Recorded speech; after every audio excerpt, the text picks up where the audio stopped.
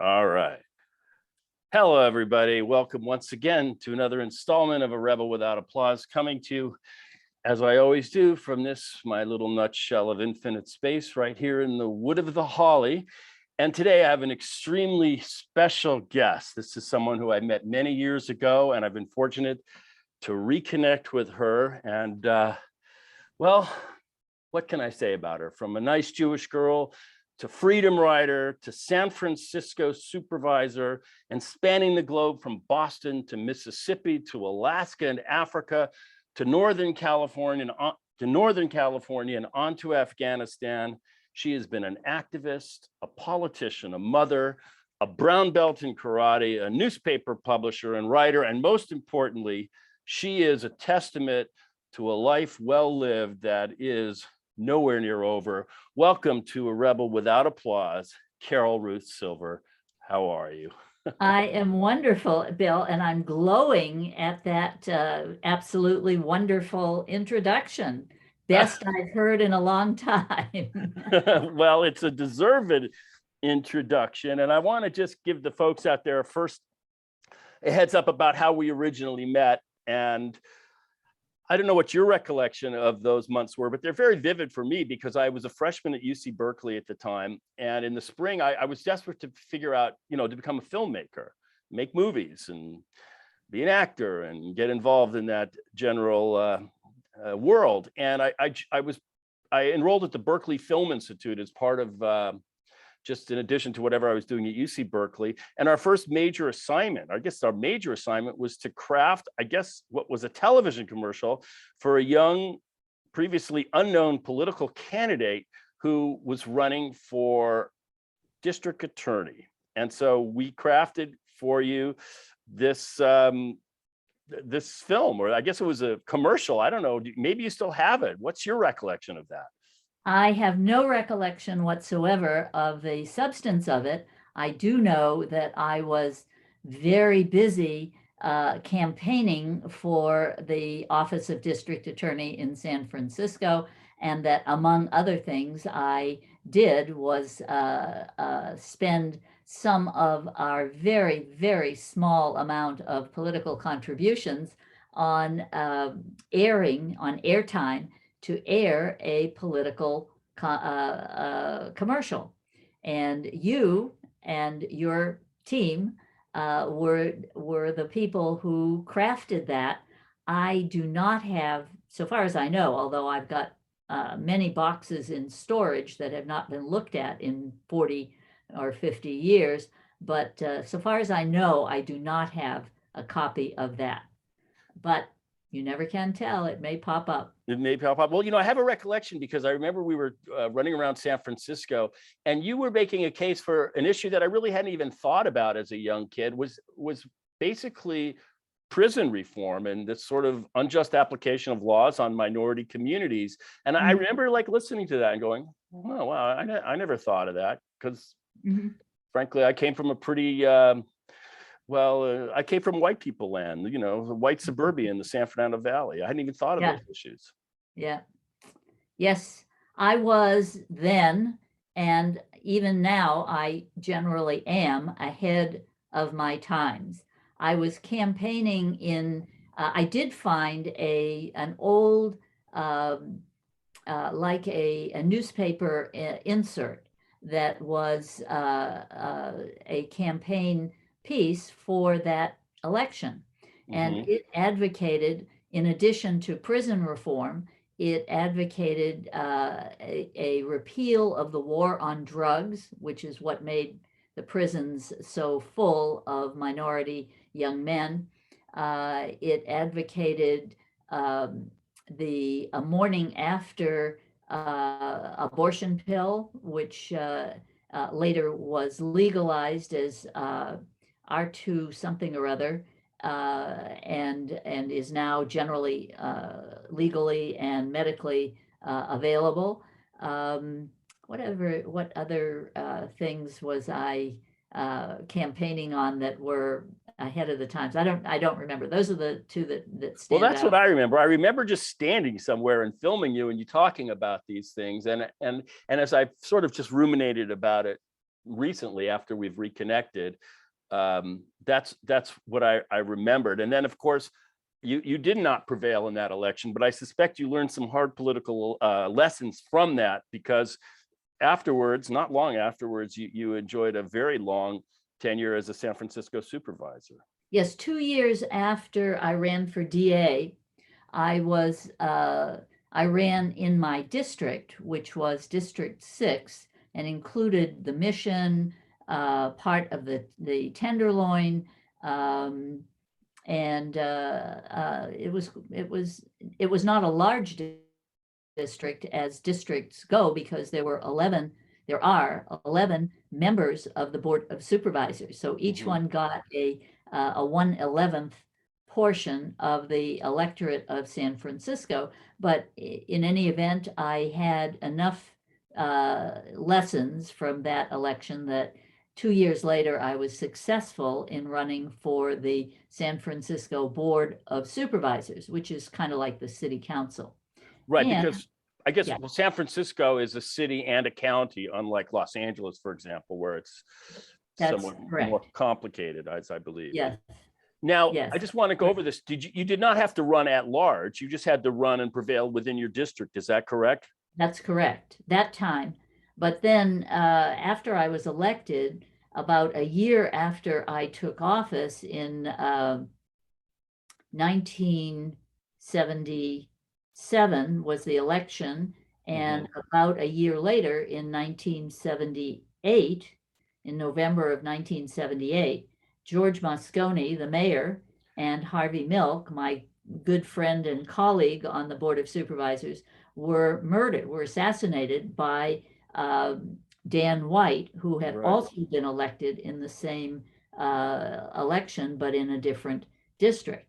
And after that, the idea of district elections was wiped out, and the city of San Francisco went back to citywide elections. So I then had 2 more elections as a citywide supervisor, and spent a total of about 12 years on the Board of Supervisors in San Francisco. I didn't realize. So you actually had a little window of opportunity there politically, when you could just, your first election, you could just restrict it to the dimensions of your own district. That's right, and I did. But so did Harvey Milk, actually. I think he enjoyed that. That was that was partly how he got into office, because he was, I guess, the area of the Castro district was his area, and he was able to campaign there. Now, I remember when I was a freshman in Berkeley, and I've been living in my little horny little hetero bubble my whole life, still am, but even then especially. And we went to the Castro district from Berkeley, some friends, and I went there and I go, I'm on Mars. I've never seen anything like this. I've landed on a different planet. I still recall the feeling I had, like, what the, it was an eye-opening kind of event. And I just have a recollection of that, as I think back on those years. Well, San Francisco's Castro district is still, not every day, but still dominated by the visions of many gay people. There are drag queens who are exquisitely made up and coiffed and dressed.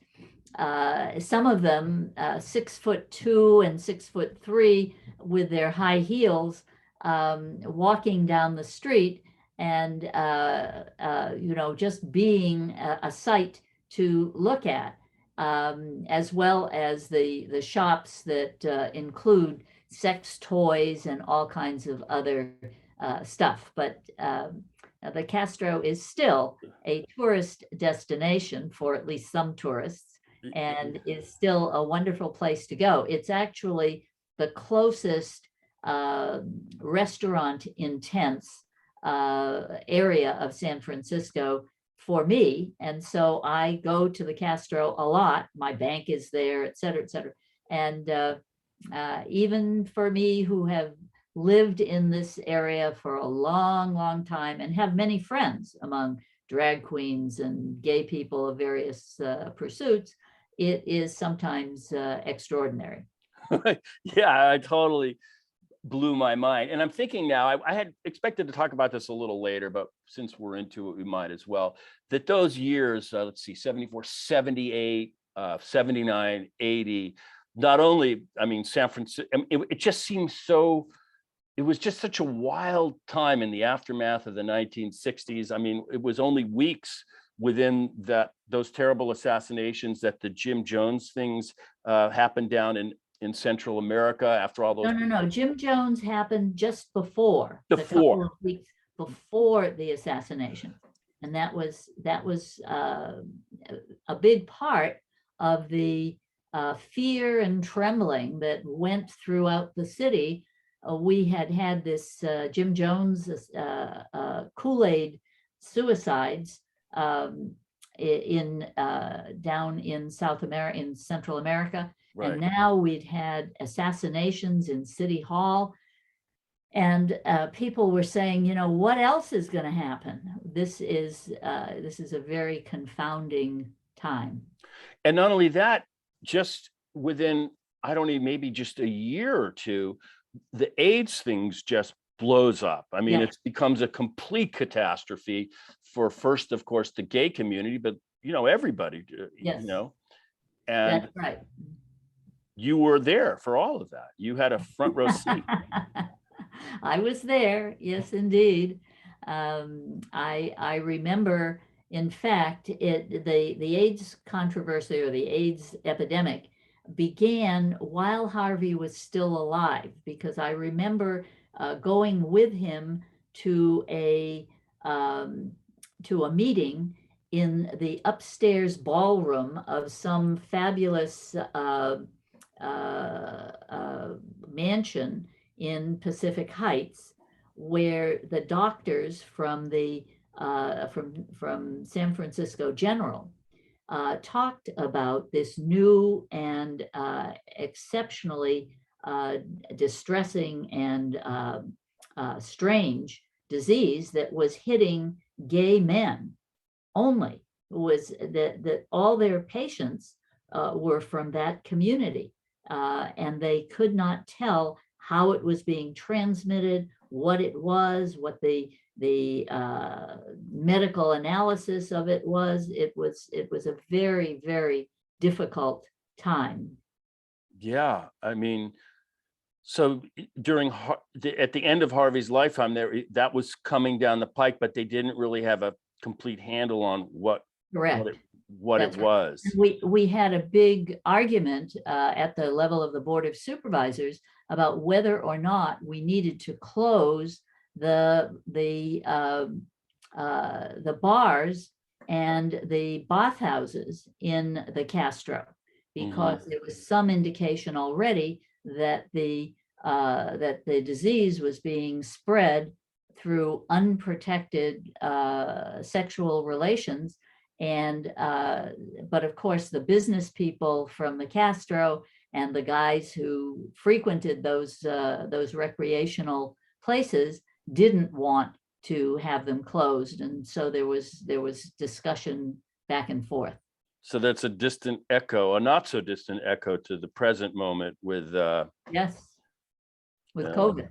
Correct.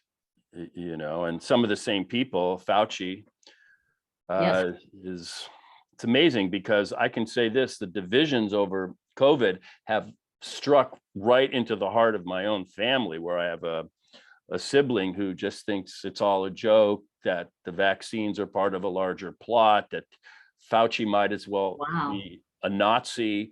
And there's no contending with that kind of mentality. Honestly, I don't even know how to deal with it. It's like arguing with someone who thinks the moon is made of cheese. You don't really have a lot that you can even agree to disagree on. It's very difficult. The flat earthers, of whom there are still some, or the Holocaust deniers, of whom there are many.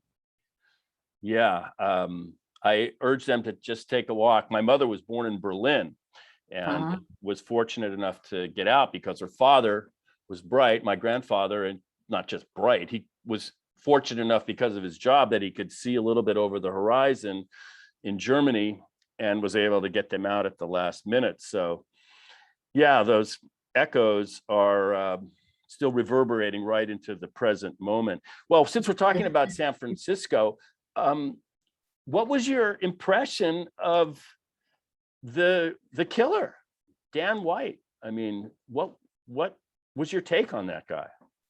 Well, he was never a very nice person. I remember one time my son, my oldest son was about 6 years old, I think. And I should go back and calculate that. I may be, but anyway, he was a young kid.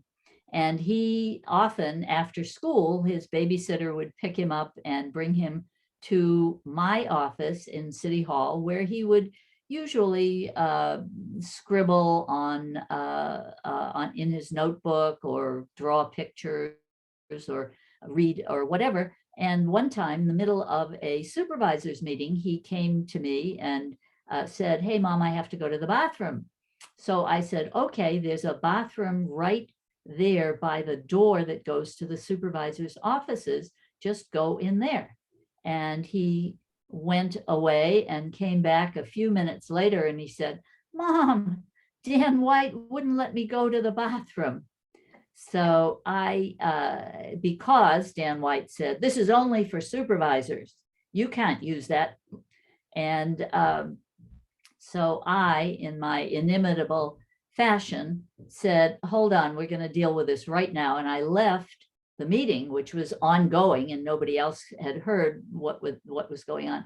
And I walked over to where Dan White was standing. I think he was not in his chair, which was right next to my chair, because he had been dealing with this bathroom issue. I went over to him and I said, "Hey, Dan, and this is my son, whom you have met before, and he is going to use the supervisor's bathroom, and he's going to do it right now. And don't you ever dare to tell him not to." What was his reaction? I don't recall, but if it had been something either physical or inappropriate, I was prepared to put my knee in his groin. So you had a plan, but it, I've just sort of revisited his life story. He was a fireman and a police officer. He'd been in Vietnam, seemingly from a more conservative section of San Francisco, probably slightly removed from basically the revolution, the social revolution that was happening in other parts of the city. But do you think that these murders came from a political animus, or it was something just insanely personal, or some combination of the two? Well, I'm glad that you offered the option of some combination. I think that some years later, it was revealed that he had said in his confession to the police officer who was his buddy, to whom he first confessed all of this, and who suppressed most of that confession for all the way through the trial and so forth, and right past Dan's suicide. He had apparently been after not only Moscone and Milk, but also me and Willie Brown, all of whom he considered his political enemies, and said of me, and I take this as a badge of honor, that Carol Ruth Silver, she was the biggest snake of them all, implying that I was orchestrating all this thing. So I was not orchestrating it. I was happy to see Dan gone, but I had certainly not created the situation in which he was asking for his job back.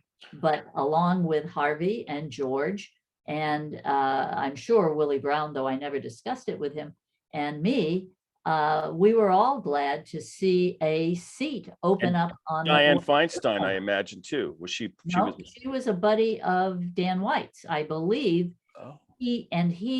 I believe, I don't know about correctly or not, he represented that she was in favor of him being given back his seat. So I should just preface this to people that are listening, that he had given up his seat. He had resigned from his supervisor seat, had second thoughts, and was trying to get it back. And that's where this thing really came to a crisis. I don't know what's true, but I read somewhere that he couldn't maintain his lifestyle on whatever the salary of a supervisor was, and it had resigned from, I think, the fire department. So he was in some sort of financial bind of some sort. I'm not sure. Yes, that's exactly right. He, before the election, he was cruising along on a fireman's salary, and they were well paid at that time, as well as having lots of nice overtime and so forth.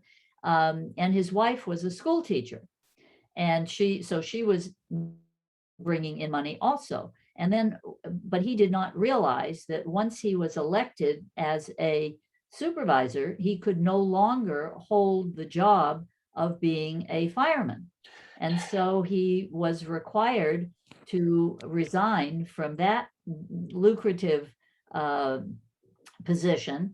And then his wife either became pregnant, or she was pregnant. And so they lost her income, because back in the day, of course, a pregnant person couldn't be a teacher. I mean, that just wasn't the way it was. So all of a sudden, from having an income probably well over $100,000 a year, he was being forced to live on the salary of a supervisor, which was about $9,000 a year, because it was considered a part-time position, because the supervisors did not meet every day 9 to 5. So did you have to give up your law practice, or were you able to maintain both at the same time? I was able to maintain my law practice at the same time, because being a lawyer is a kind of a private professional thing, and it is does not under the heading of you can't have 2 city jobs at the same time. Got it. So I was not comfortable. It took a lot more than 40 hours a week to do the job of being a supervisor. And it's one of those always on jobs. When I went to Safeway to shop for my family, I was constantly being stopped and say, "Oh, you're the supervisor. Can you help me with this? Can you help me with that?"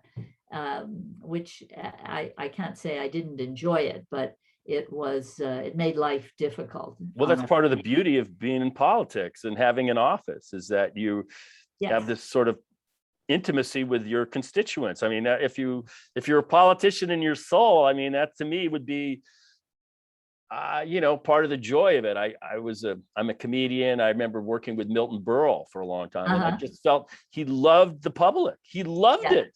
Uncle Milty, he got a little bigger anytime anybody recognized him. I don't know if that's how you felt, but I have a feeling, because you're a very gregarious, personable person, that the shoe fit for you.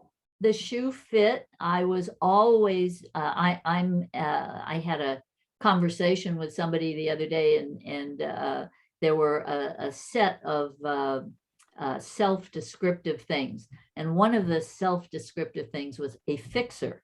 So I am a person that loves to fix things for other people or for myself, but I like to have somebody say to me in Safeway, "Oh, I have this big problem," blah, blah, blah. And to be able to say, "Well, here's my card, call me in the morning, I will do such and such, and we'll see if we can fix the problem." And that is the mode that I was in as a lawyer, and that was the mode that I was in as a supervisor. And actually, I hesitate to say it, but that's the mode that I still am employed in. This morning, I got a call from a person I barely knew from Afghanistan saying, "I have this problem with my paperwork and I need to get out of Afghanistan. Can you help me?" And though there wasn't much that I could do, I stayed on the phone for a while and gave them all the information I had about P1, P2 visas and so forth. So I So want to that's talk not, about Afghanistan. It's in the news right in my face today. Unfortunately, there was a bomb that blew up, I guess, in the airport, killed some American soldiers and others. But you've been there many times, and I just wanted to bring the people watching and listening up to speed. You helped found a school there for women some years little girls. for little girls. Okay. Well, actually, that's not true. I also worked on something called the Widows Literacy Project, which is a project to teach women who are already adults how to read and write.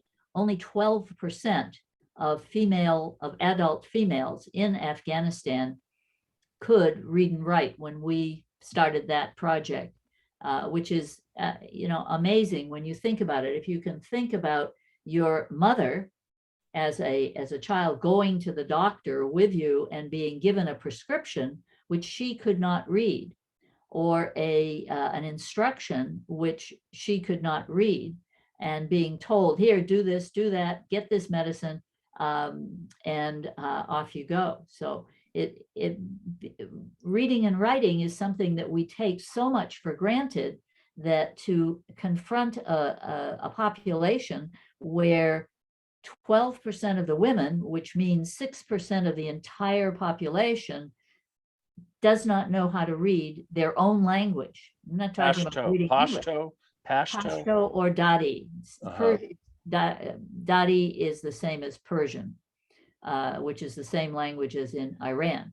Now, by comparison, Iran has a very highly educated population, but Afghanistan, even now, the Taliban's objective in keeping girls from going to school is to keep a subjugated population in fear of of the people in their family. If a woman cannot speak, cannot read, she doesn't get any information except through the male in the family, or maybe the other wives, because it's a plural, it's a marriage plural society, but it's very difficult. Now, do you think that the version of the Taliban that was expelled, following the terrorist attack is going to be somewhat, is there any possibility for a more tolerant version of that going forward if they want to be in an international community? There is a possibility, but that has to assume that the leadership of the Taliban, which are all of whom are relatively educated by comparison with the Taliban fighters.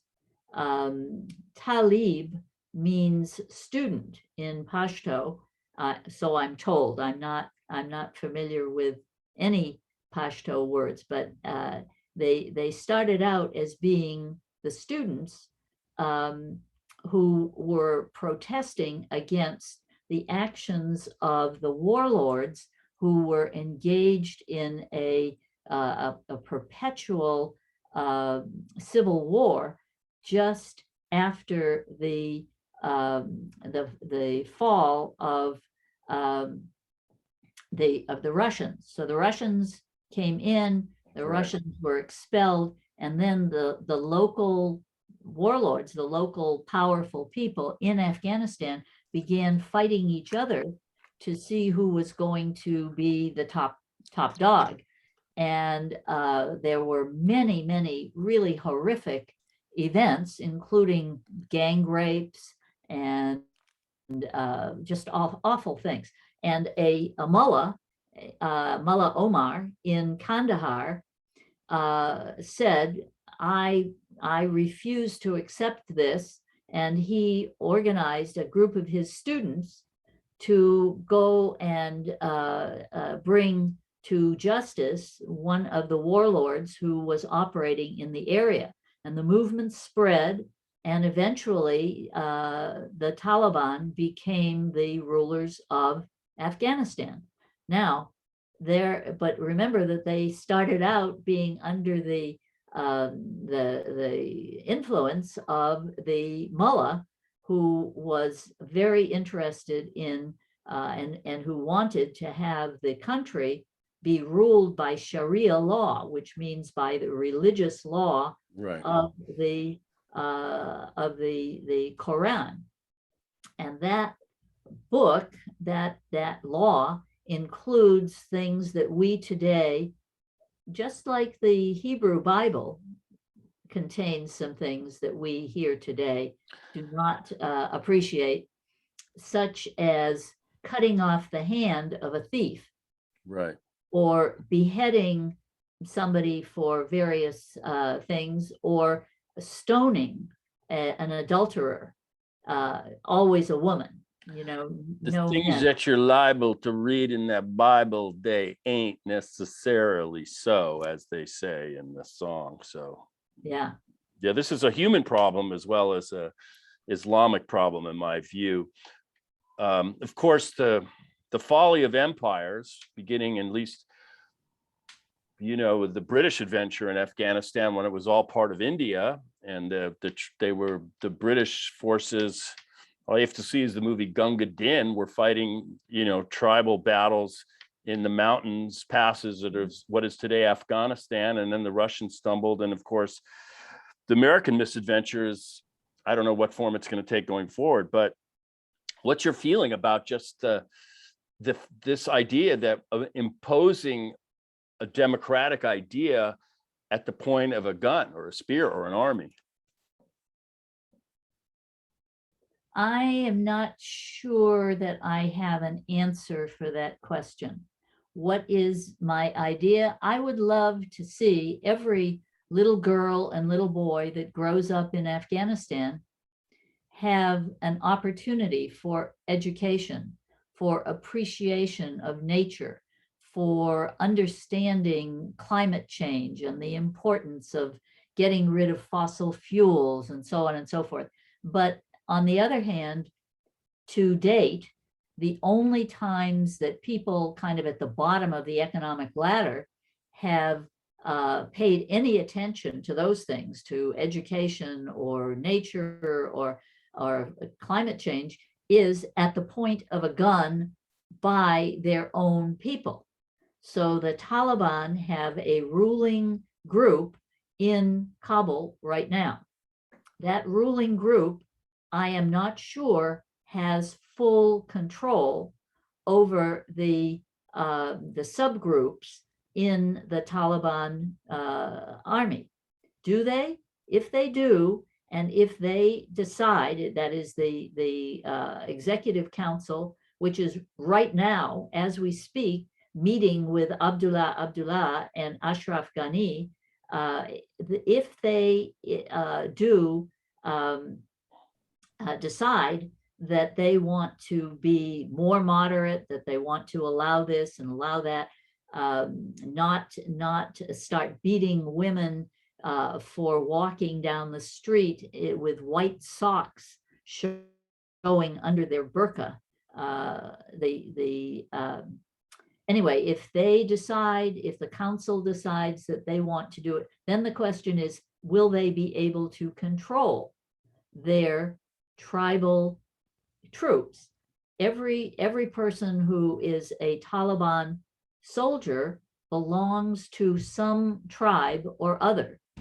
And some of those tribes have warlords, have leaders who are going to tell his troops what to do. I wish I could say his or her, but it's absolutely all men. The women are sequestered. Women are sequestered in this culture and not even allowed to go outside of the house. They are imprisoned in their domestic quarters, except when they can go out with a male escort. I saw some of that in Morocco a couple of months ago. Yes. In not so much in Tangier, and like when you would go into the interior, women, I just felt sad. I mean, it was just a sort of pervasive kind of sadness I felt when I just observed that. I didn't really know how to react to it, honestly. So there's some conflicting ideas there, but you mentioned, do they have internet service and cell phone service? So you're able to communicate on a daily basis with people in Afghanistan still? Well, at the moment, as of early this morning, I was on the phone to somebody in Kabul who, with his wife and four small children, one of whom is a baby of two or 3 months, was waiting for transport to the airport because he had papers that allowed him to get onto a flight out of Afghanistan. Where that flight might have gone, to Qatar, to Washington, to Germany. Some other friends of mine, the wife and 3 daughters of somebody who lives here in the States, got out, and they arrived in Dulles, at Dulles Airport yesterday morning. But my other friend is waiting by the phones. He has 2 phones, and both of those phones are in the hands of, both of those phone numbers are in the hands of the State Department. He got a State Department call to do this, and he did it, and he was blocked by the Taliban.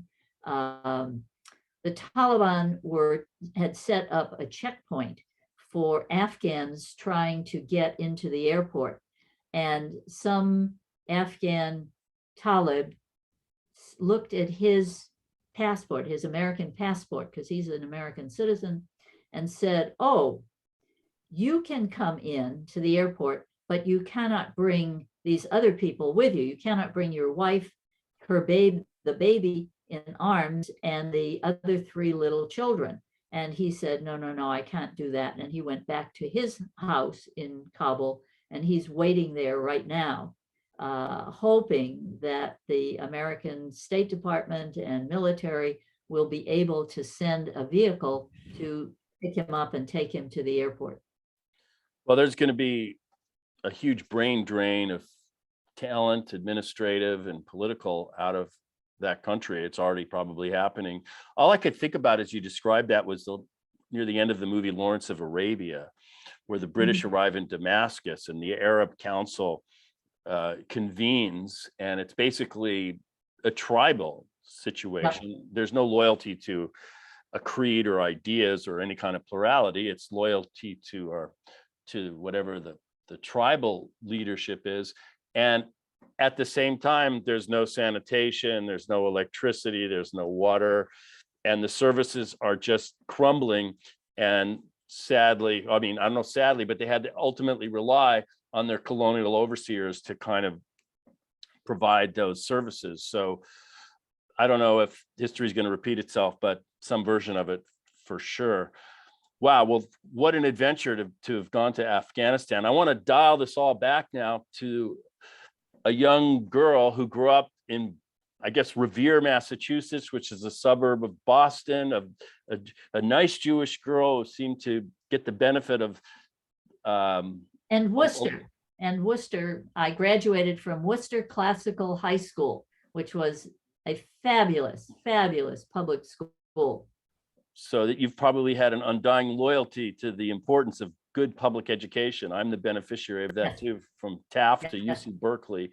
So yes. And I was interested as I read the book. First of all, I want to just, while I'm here, I want to just give people a chance to see this book, Freedom Rider Diary, Smuggled Notes from Parchment Prison by Carol Ruth Silver, who I'm talking to today. I have read it. She was prison number 20959, which today would be, in my view, a badge of honor rarer than any congressional medal of honor. So you're in one of the most rarefied and elite groups. And just by way of just helping people understand, how did I get to Carol Ruth Silver? Well, I interviewed a couple of weeks ago one of your, a part of that esteemed fraternity and sorority, Claude Liggins, and I was referred to Claude from Janie Forsyth McKinney, who was the young girl who came to the aid of the Freedom Riders when the bus was firebombed in Anniston, Alabama on Mother's Day in 1961. And all of this for me is important because I wrote a screenplay about these events called The Children, adapted from the brilliant and great book by David Halberstam. And so, full disclosure, I'm hoping that as much as I'm enjoying this, that it might bring some fresh attention to this deserving screenplay that I wrote. And we can get this story told in the kind of vivid and intimate detail that it deserves. But going back to your childhood, you Yes. went to this great high school, and one of the facts that just was the story of your father, working and going to law, having been studied for the law and working for Roosevelt's WPA and during the Depression, I guess that would be, Works Progress Administration. And it feels like those kind of events perhaps informed your whole life. I want you to talk about it a little. Well, before my father's adventures, my great grandfather, who would be the father of my father's father, got to the United States illegally as a stowaway on some kind of clipper ship that made its way from somewhere in Europe to New York. And while he was a stowaway, he came out from under wherever he was stowed and made friends with somebody who was on the boat legally. And that couple turned out to have a son. And while I'm not sure whether while on the boat or at some point, that son died. So the stowaway and his friends whose son had died got together and lied at the immigration service and said, "Oh, this is my son." And that's how our branch of the family got the last name Silver, because that was the last name of the friends of the stowaway when they arrived in New York. Okay. And so far as I know, the family was never in touch with those people again. But in any event, here was this young man arriving in New York with not a nickel in his pocket, I'm sure. I wonder, would this be in mid 19th century, maybe before the Civil War or sometime shortly after? I'm trying to place that in my mind. After the Civil War, and my father was born in 1909, I think it was. Okay. So it go back 20 years from that, because my father was not the oldest. And yeah, at least so it would have been around 1880, I think, 1880. Well, this is your father's grandfather, not your father's father, as you describe it. That's right. So if we go back 20 years from your father, 1909 to 1890, that's your grandfather, and then 1870. Okay. Sometime around then. I've never talked about this before because I never knew about it before. My wonderful sister Jane has been using one of these ancestry.com things. Oh, they're amazing. Yes, and turned up with this story from one of our Canadian relatives who seemed to know it and to think it was wonderful.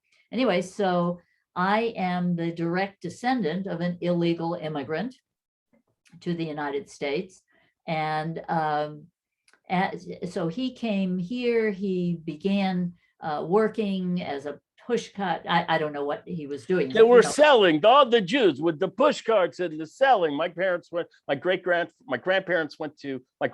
ended up as an infant in Pittsburgh.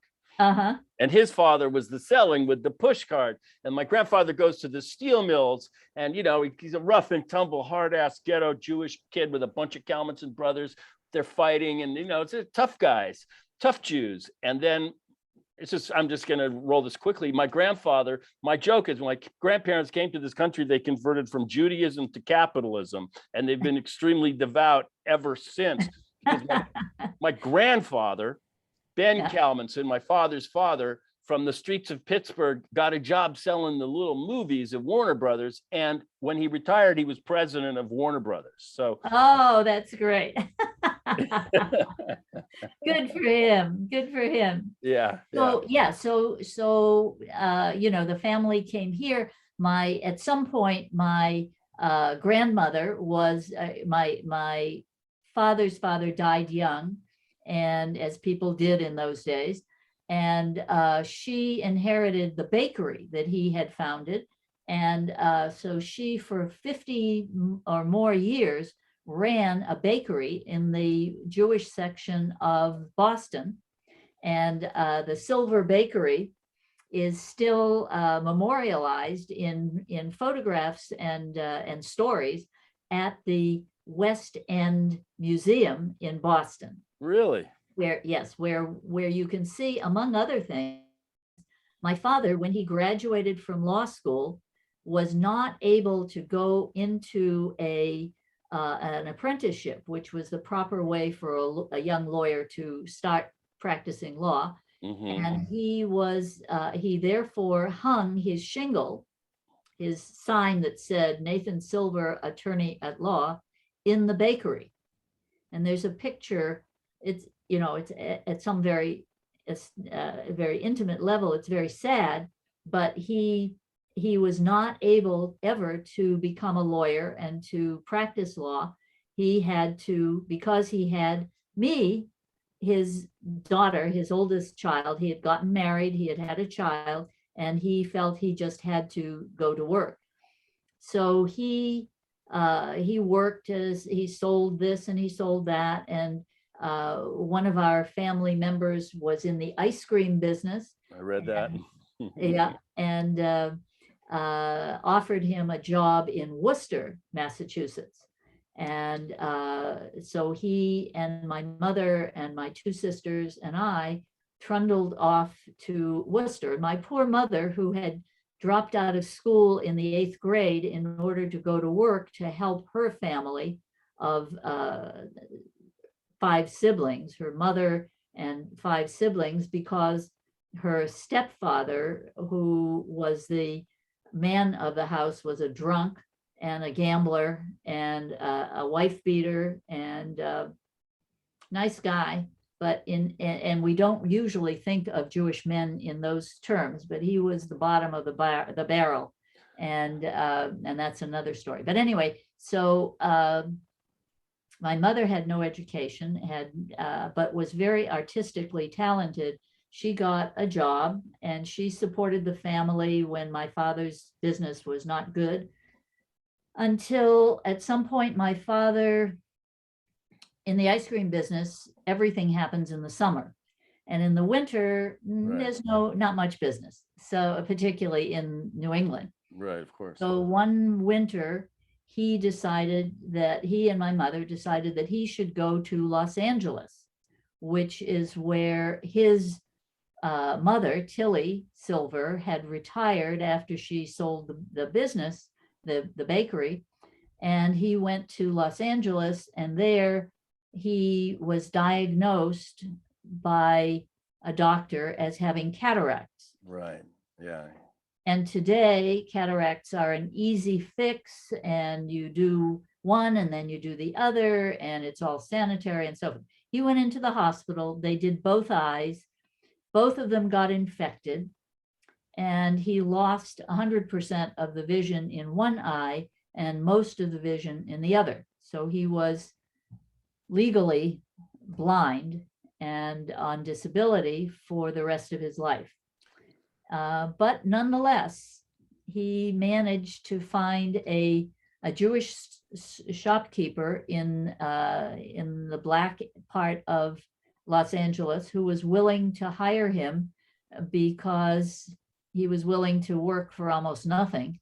And he, with a microscope, not a microscope, what do you call it? A thing like that. Yeah, magnifiers, whatever. A magnifying glass.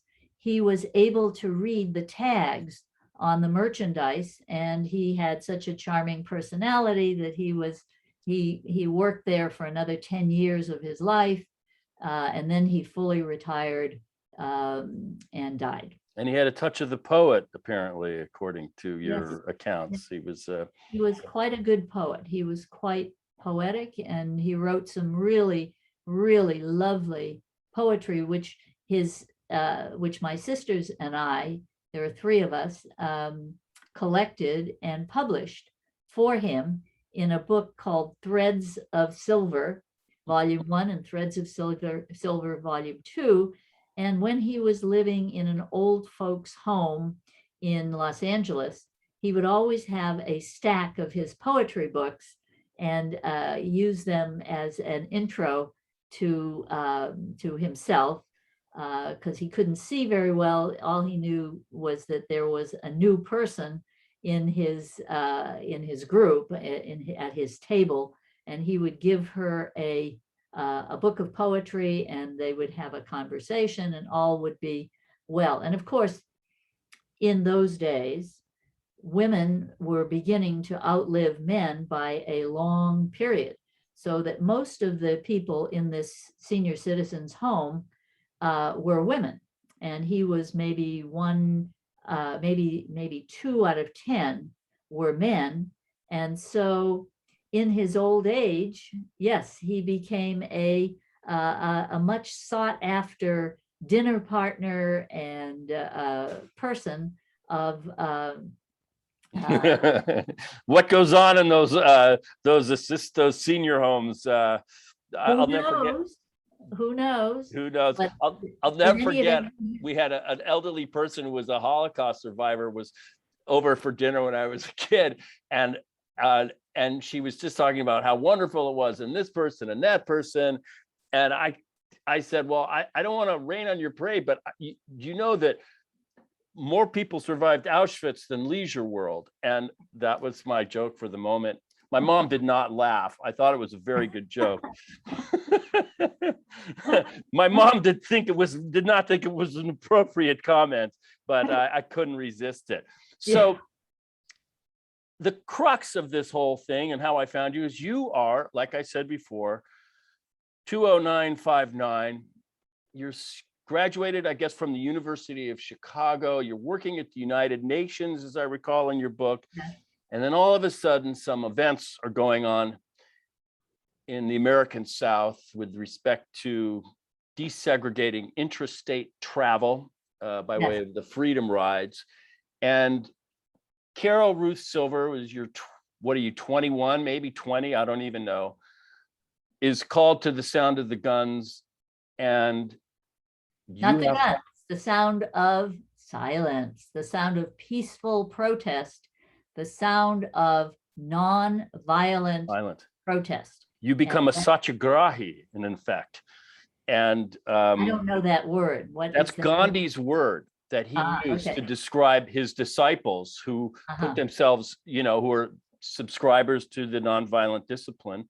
And that was the word that he coined. It loosely means this, of the soul force. So yes, that was me. I'm curious to know, I have so many follow-up questions about this, but how did this get your attention? Clearly it was in the news.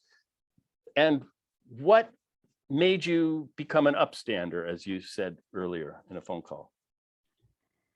Well, it wasn't as weird as some people think it was. I had been involved in lots of, not lots of protest movements, but I had been involved in writing about segregation, and I had always befriended whatever small number of African-American students had come through my ken, who had shown up at the University of Chicago, which was mostly white, at my college, at my high school in Worcester, Massachusetts, which was almost all white. And I had learned from my mother, from my father, that all of this discrimination against Black people was wrong, just wrong.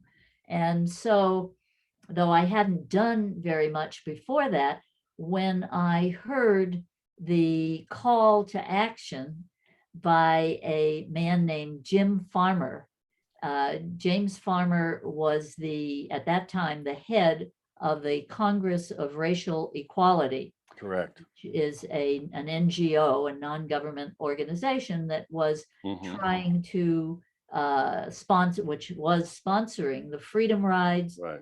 and which was fighting for desegregation in the North and in the South, and was committed to nonviolent action. Correct. I was riding the bus, as I recall, I was riding the bus going home from my job at the UN to my house on my apartment on the other side of the, that's Jim Farmer, yes. There he is. Yeah. There he is, yep. Yeah. Okay, go ahead. I was going home, and somebody had the radio on, and of course in the news all day long there had been news of the freedom rides and the bus that got burned at Anniston, Alabama, and people protesting and so forth.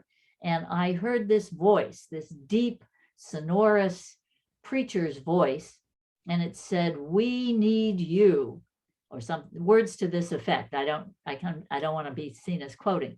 "We need you to become a freedom rider. Join the March for Freedom in the South, and we want you."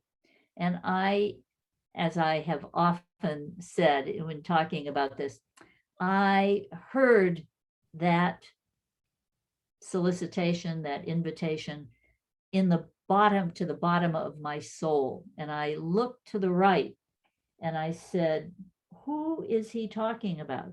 And I looked straight ahead and I looked to the left and I said, "Who is he calling on?" And I looked straight ahead again and I said, "I think he's calling me. I am going to go and be a freedom rider."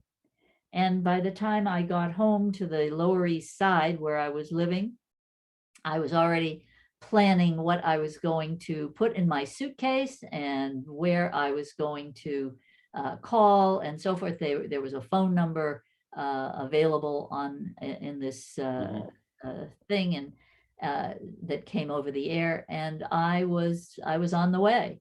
And a couple of days later, I bought myself a Greyhound bus ticket to Atlanta, and which was per the instructions. And in Atlanta, I took a taxi to the headquarters of CORE. Somebody took me to a home where I stayed the night over.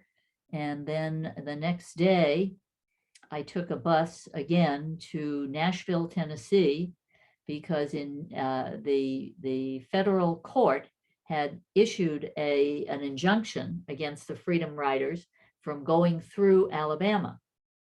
And therefore, we were skirting Alabama by going from Atlanta north and west to Nashville. In Nashville, I got trained for the first time on nonviolent tactics. Jim Lawson, who is still around and in Los Angeles and is still an absolutely fabulous guy. If you haven't interviewed him, you ought to. I've been trying. He's one of my heroes. He's one of the main characters in my story. Oh, that's wonderful. Yes, Jim Lawson. Anyway, I got on, I went to the bus station, and there I was joined by 3 African-American divinity students from Virginia. I just want to stop. How would you characterize your training in Nashville? And were you there with some of the SNCC students like Diane Nash and some of those that were kind of coordinating? I'm just curious about your Nashville experience with nonviolence and how unique that was to you at that time. Well, it was very unique to me. I had read a lot. I'd read Gandhi. I had read about people getting bashed in the head and still continuing on. I believe that Diane Nash was leading the training. She may have already left for Washington because, and I remember somebody saying, asking whether Diane Nash was going to be on our bus, and somebody saying, "We can't send her on a bus because she is organizing the whole thing. Right. And Yeah. that's more valuable at this point than being one more person on the bus. Right. She was not on my bus. I was the only female and I was the only white female at that time. The other people in my group, there were 3 Black divinity students, and then there were 2 white divinity students from Yale University and me. And the 6 of us got on the bus. And in the early part of the bus ride, we comfortably talked to each other and talked to the other people on the bus. And the one of the divinity students kind of There's the all-star team. Yep, there's the Carol's all in there. Yeah, that's me. Yeah. He had said to us, now we are committed to getting through Tennessee, and we're committed to getting to not getting arrested or attacked or whatnot anywhere short of Jackson, Mississippi, because in Jackson, Mississippi, there were federal troops that had been sent to avoid any murder or intimidation or attack on the Freedom Riders. So he made the decision, and I acknowledged it, acknowledged his position as kind of the leader of the delegation, that I would not be allowed to sit next to one of the Black students that was riding with us. So I sat either with one of the white students that was riding with us, or by myself, or with one of the general passengers who was riding. But in any event, we got to Jackson, Mississippi. And in the city of Jackson, if not, I guess outside of the city of Jackson, we had 2 police cars fall into the place behind the bus so that nobody else could get there. And we went to the bus station. The bus driver said, all right, everybody off. And everybody got off except our group of 6. And after everybody had gotten off and the bus driver got off and disappeared, we stood in the center of the aisle. We made we held hands and we made a prayer, and then we filed out. And the reporters who were standing there said various things, including to me. They said, we were told that there was a white girl who was coming on this freedom ride, but we didn't think that she was going to actually go through with it. And I remember very sharply as I said to them, well, that was not me. I'm here.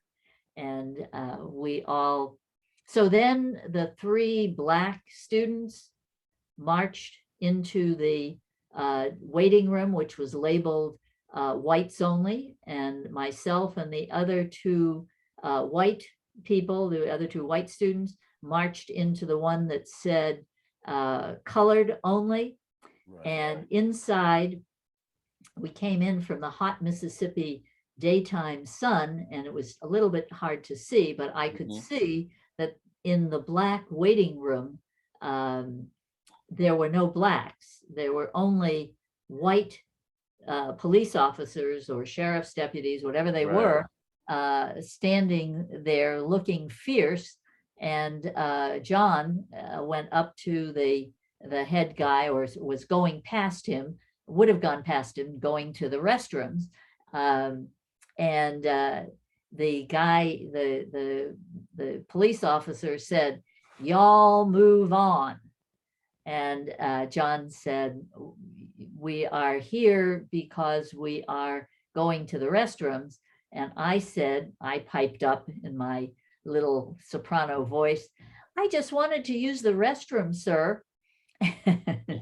Whereupon this police officer said, y'all are under arrest, and took us by the the shoulder or whatever, and pushed us out through the back door of this restroom, of this, I'm sorry, of this room, and into the back out into the sunshine. And there was a waiting police car, police van, and we were shoved into the back of the police van.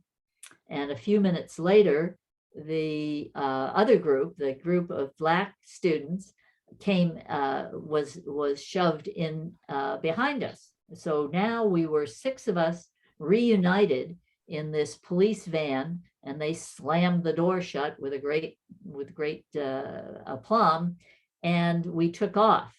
And we, who were enormously grateful not to have been beaten or killed or whatever, we began to sing our freedom songs. Oh, freedom, oh, freedom. And the drivers began yelling, "Hey, quit that singing, no more." And but of course, we continued to sing all the way. It must have been not more than 5 or 10 blocks in the city of Jackson to get to the Hinds County Jail. Hinds County. Where we were summarily taken into the elevator, brought up to the police department, where our photographs were taken, that famous photograph of me on the cover, and we were given those numbers, and that was it. I was now a prisoner in the Hinds County Jail, which was the county facility. And from there, eventually, I was, along with other people, other prisoners, I was taken to Parchman Penitentiary, where I spent the rest of my 40 days and 40 nights. Your summer camp in Parchman. So your life, to some degree, was pretty sequestered up into that in terms of your interaction with Black people. A few occasions when people had gone to those schools. What was it like for you all of a sudden now really getting some interaction with Black people? And were there any tensions there, or was that feeling like, what are you doing here? Or were you welcome? What was your experience with this really deep dive into Southern Black culture, or with these young people? Well, until I got out of jail 40 days later, there was almost no interaction with Black people, because they kept the whites segregated from the Blacks. They kept women segregated from the men. So there were 4 different jail cells that were being filled up. White men, and as I was being taken down the hall, I saw signs: white men, colored men. Colored was the polite term for Blacks in that day. White men, colored men, white women, colored women, and then other men, other women. I never did find out what the state of Mississippi considered an other, maybe a Native American or Asian or something like that. But I don't think that there were many of those. Mostly Black and white. That was us. One of the things I really enjoyed about, just reading your diary, which was in my screenplay, I'm really focused on the core 4, which was Diane Nash, a relationship with Bevel, Bernard Lafayette, John Lewis, and sort of their overseeing person, which was James Lawson, and this tumultuous personal relationship between Bevel and Diane Nash. So when I'm reading about the female experience in Parchman, it's like it's newer, to me. But one of the things reading your diary that I really enjoyed is how you guys settled disputes, how you guys organized your day with ballet lessons and singing and studying Greek, and just the colloquium of the clash of ideas, all this time sitting there with these other young people. And I'd love those descriptions. And if you want to expand on that, I just wanted to open that door. Well, we were mostly college educated or in college. We were mostly people who were accustomed to being busy all day long. and being thrown into a big room with, I think there were about 30 white female freedom riders by the time we were moved to Parchman. We needed something to amuse us, or to keep Right. us from meditating on the sad situation that we were in. So we had people who volunteered to do this and that. Somebody volunteered to teach Greek. That was I remember. Elizabeth. Elizabeth had been a Greek professor at Swarthmore, I think it was, or one of the Seven Sisters schools. And I don't think I had anything to teach to anybody. I apologize that that ringing phone is going to continue to ring for a I little. don't even hear it. No problem. Okay, Okay. well, you can cut out this little bit of a clip. Yeah. So I didn't have anything much to teach, but I was very interested in the ballet lessons. I thought that was good exercise, and You had all those bars, so it's very yes, good we for had- the pliés. So that's right. We had bars. And what else did we do? Oh, and I not in the Hinds County Jail. That was where we had those kind of lessons. But when we got to Parchman, I and our cells in Parchman were not one big cell with 30 people in it, but were small individual cells with 2 beds. Sometimes they'd throw a mattress on the floor, so we'd have a third. But in my little cell, I knew that one of the prisoners, one of the freedom riders down the hall, was also a chess player, and I was a chess player. So she and I began playing mental chess. I would say pawn to king 4 and so forth. And she said, she gave a response. And one thing led to another, and we created chess boards for ourselves so we could keep track of where we were. And I, being the creative kind of person that my mother would have really appreciated, I decided to create a chess set out of the bread, the fluffy white bread that they served us occasionally, because I didn't like that kind of bread. I didn't need it. And rather than send it back as garbage, I took it and I moistened it with spit, and I crafted a set of chess pieces. And that set of chess pieces, amazingly, was I was able to bring out when I was released from jail. I'm not even sure now how I got it out, but I think it was mostly because it was in a dirty old envelope that was in my hand, and that nobody looked at. So I walked out with my chess pieces. And then that chess set, stayed with my mother's, in my mother's basement, along with my manuscript for the book that was then has now been published, but it stayed there. And and for the book, I pulled it out and I set it up, and I took a picture of it and put that picture in the picture section of my Freedom Riders diary. Oh. And lo and behold, just about that time, the whole concept of 3D printing popped up. And I said, oh, what a great idea. I'll make a 3D print of my little chess set, and then I'll be able to share it with, my sons or whoever.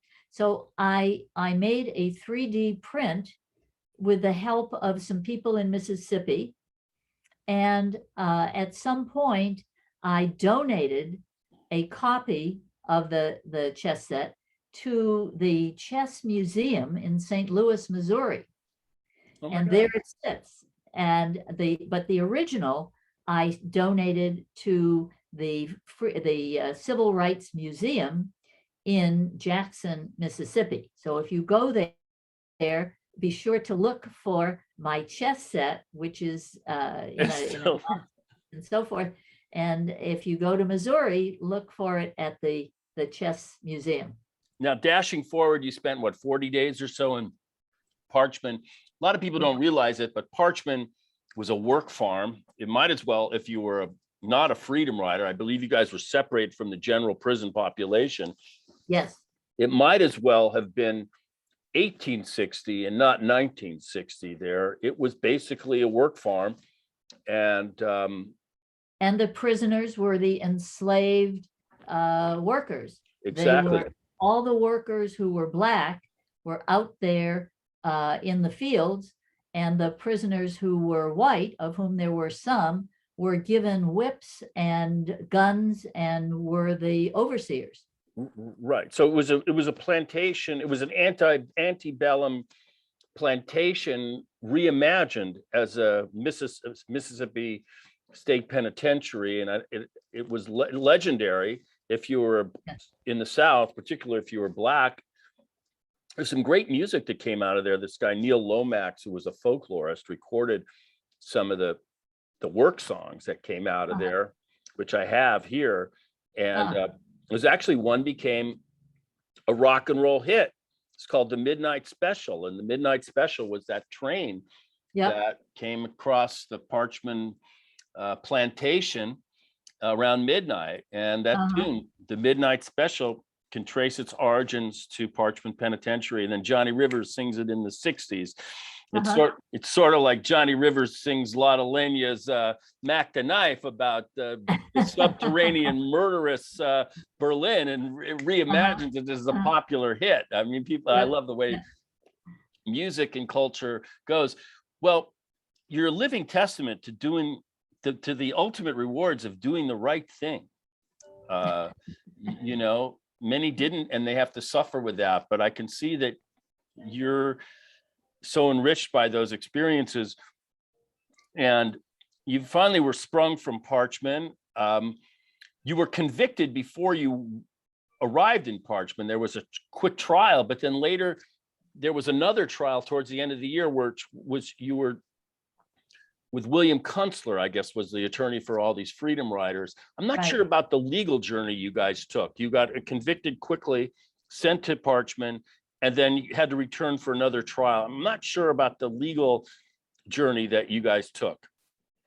Well, it's only interesting to a lawyer, but we were incarcerated as pre-trial detainees. We were not been convicted of anything.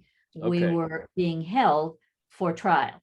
And then we were not paroled, we were bailed out. My mother and other mothers of freedom riders raised money, as well as the NAACP Legal Defense and Education Fund, all over the South and in the North. Money was raised to pay the bail. So I don't know how much it was, but it wasn't a lot, but I didn't have it, obviously. Right. So and wasn't some of the strategy was no, jail, no bail. You guys went down there to stress the system. That is out of the Gandhi playbook. The idea wasn't to go there and just be bailed out. No, stress the Mississippi system so that they have to reconsider these laws, or basically. That's exactly right. So so at the end of 40 days, I bailed out because I agreed to bail out because I had to go to law school. Right. I was getting ready to go to law school in October or November, and I wanted to be bailed out. So with the help of the parents of freedom riders and lots of good people, the money was raised for those students who wanted to get bailed out to go, and we did. Claude Liggins did not get bailed out. He stayed the whole time, I believe. But his sentence was like many of ours. It was 6 months here and there. And if I had not bailed out, I would not have been able to appeal my sentence. And that was also important to me because I was going to be a lawyer. I wanted to get, if I could, get this off my record, which I did. Some years later. Were all those convictions vacated? Yes, they were. Did you ever They were. receive any kind of formal apology or recognition from the state of Mississippi for what you did? No. Well, that's not exactly true. In 2011, I organized a I organized something called the 40th anniversary of the Freedom Rides. And at the 40th anniversary, by this time, 40 years had passed, many many things of civil rights legislation. The governor was still a redneck white guy, but he saw the writing on the walls, and he sponsored a lunch or breakfast on the Capitol grounds of his magnificent mansion, and we all came black and white together and ate of his food. It wasn't And Ross Barnett by that time. He was gone. no, it was not. Yeah, Ross Barnett was long gone. Did you see him in prison? I heard he visited. Ross Barnett? No. If he visited, he would have visited the boys section, not the girls section. Right. They did send, while we were in prison, while we were in the Hinds County Jail, I think it was. I mean, we were in 3 different jail cells, but while we were in the Hinds County Jail, a delegation from Minnesota came through. The governor of Minnesota had sent a delegation of women to check out how the conditions were for the Minnesota 2 or 3 young ladies who were being held in the prison.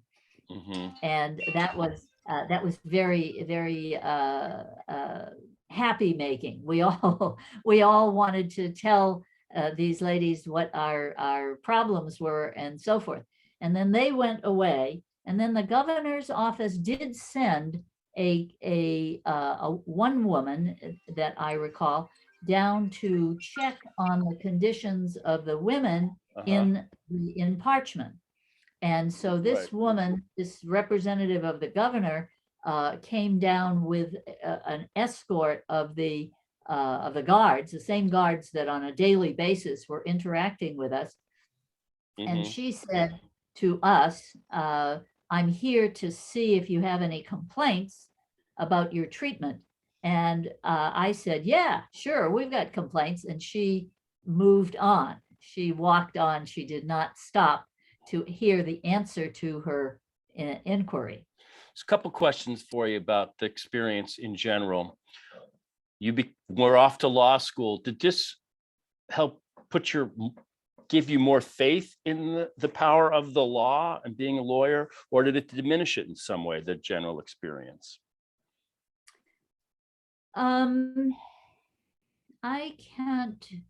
It certainly did not diminish it, since we were operating within the rule of law. We were saying the rule of law says we're entitled to this and that, and you who are violating that, we are bringing you to account. And it's on the other hand, it did not convince me until many years later that what we had done had in fact changed the world in a very, very significant way. I believe that. I believe you guys invented the 1960s. The idealism behind what happened really can trace its origins to, I think, those lunch counters and then those freedom rides. I just want to repeat for people that maybe aren't totally familiar that the Supreme Court had already affirmed anybody's right to travel through interstate travel without regard to racial distinctions. And I think the purpose of CORE and the freedom rides was to make the Kennedy administration, which was brand new, this is their first few months, hey, enforce these laws, they're on the books, and we're going to demand you do it by confronting these customs in the South. And ultimately, within that year, you did prevail, and the freedom riders prevailed. Yes, that's right. That's right. We did. We could look back many years later and say, hey, we won. Look at that. And, that was very, very satisfying. And it might not have been altogether clear in the moment while you were sitting there playing chess in your cell. And then the other question I have for you, because we're dealing with it today in a way, it's always recurs.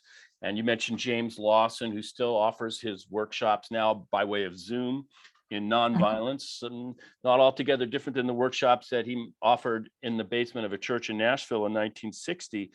Is your faith in that Gandhian nonviolent method, is it the be all and the end all? Or, how do you feel about that?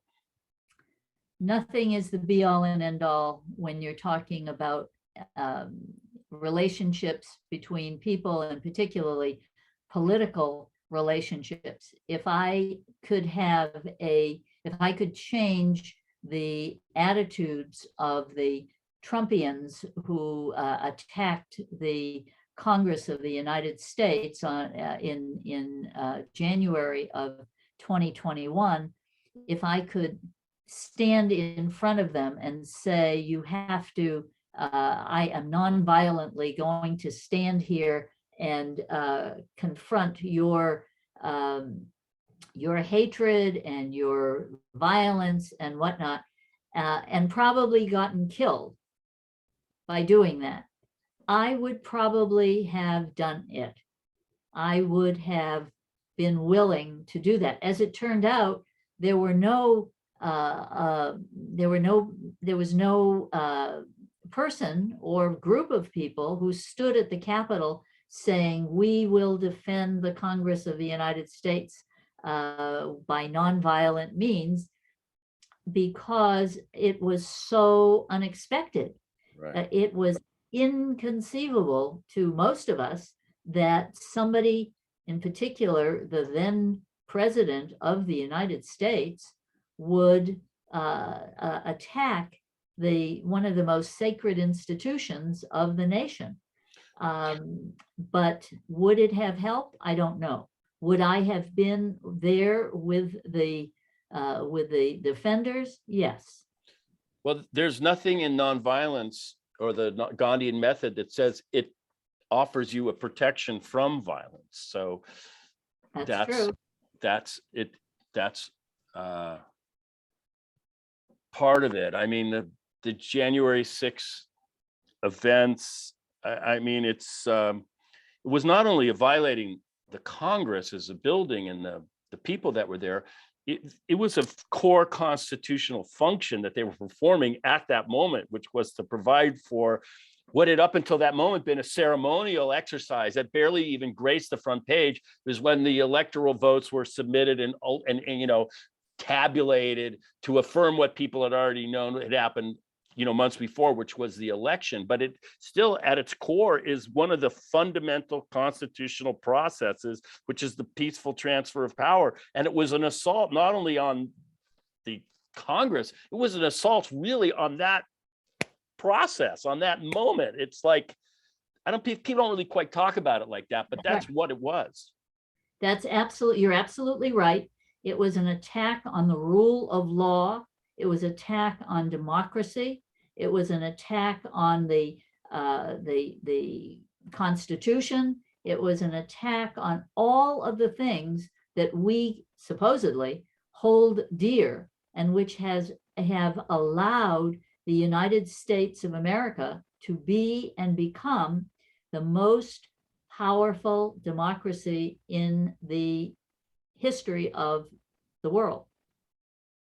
Right. And it's a democracy, forever how powerful it is, it's still fragile and brittle. And I mean, I could talk about this forever, but I always feel like the Constitution that we were bequeathed, we have, of course, the 13th and the 14th and the 15th Amendment and the suffrage 20th century amendments, but the basic structure and architecture of it is democracy. It's like the first software of democracy. It's the oldest version of democracy. So it's kind of clunky, and it's tough to kind of mediate that clunkiness into a more modern, flexible expression of democracy. Anyway, that's just, I'm not a lawyer, but that's just sort of what I feel. Carol, You're wonderful. I really enjoyed this chat. I just want to make sure, because we've covered just some really fantastic ground. The Freedom Rider experience, the Afghanistan, your incredible career as a supervisor, and perhaps the most dramatic and contentious of moments in San Francisco history. I mean, there's much to glean from your life, but ultimately it seems to me a life incredibly well lived. And just looking at you, just, in spite of all the challenges, the smokiness, the Yes. political upheaval, somehow And, your happiness looks to and, be preserved and intact. and you never got to one of the most enduring uh, uh, achievements, which is the founding of not one, but a number of schools. The first one was the Gold Mountain Buddhist Instilling Virtue Elementary School.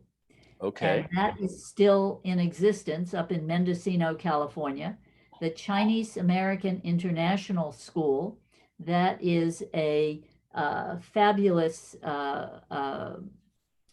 school that goes up to the 8th grade right now, has 450 kids in San Francisco. And the little school that I tried to establish in Afghanistan, which was called Wind of Hope Afghanistan, in Ghazni, Afghanistan. So it's a Montessori preschool. So I'm looking forward to having all this Taliban stuff be over, and either the Taliban will be there and will know that will know what the situation is. And at some point, I am hoping beyond hope, to raise money to make another stab at bringing Montessori education to little kids in Ghazni, Afghanistan. Well, Watch for the fundraiser. I will.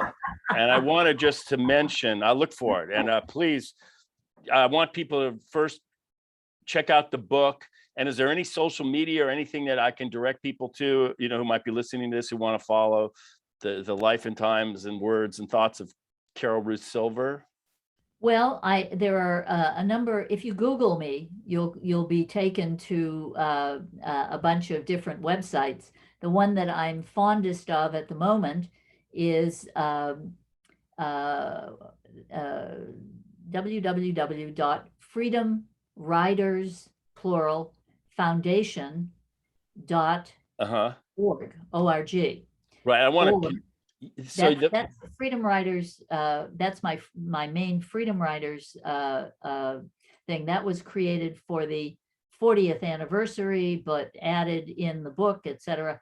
And the other one is Wind of Hope Afghanistan, all one word, .net, N-E-T, which I believe does have a button for making contributions. And I will put those, when these things get published, it'll be published as a video and also as an audio only. I have to kind of work on that. It'll take me a week or so to get that together.